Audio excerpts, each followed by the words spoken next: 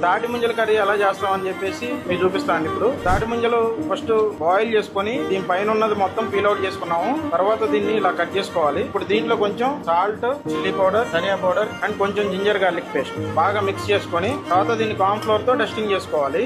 దీన్ని ఆయిల్ లో ఫ్రై చేసుకోవాలండి. ఇప్పుడు తాటి ముంజలు గోల్డెన్ బ్రౌన్ కలర్ లో ఫ్రై అయిపోయినాయండి. ప్యాన్ లో ఆయిల్ వేసుకున్నాము. తర్వాత బిర్యానీ పత్తా, లవంగ్, ఇలాచి, చెక్క వేసుకున్నాం అండి.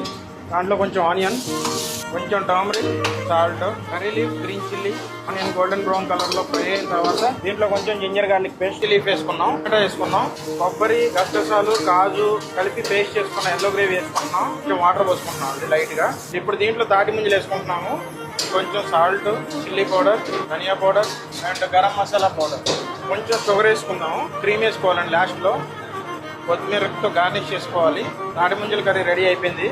చాలా లేత తాటి ముంజలు వాడితే ఇంకా చాలా బాగుంటది. నార్మల్ ముంజలు తింటే మనం 2-3 ముంజలు 4 ముంజలు తినగానే బోరు కొట్టొచ్చాము, కానీ ఈ తాటి ముంజల కర్రీ మాత్రం ఈజీగా 2 పోర్షన్ తినేస్తారు. దేంట్లోకైనా చాలా బాగా సెట్ అవుతుంది. రైస్ లోకైనా, రోటీలోకైనా, మరి మర్యాద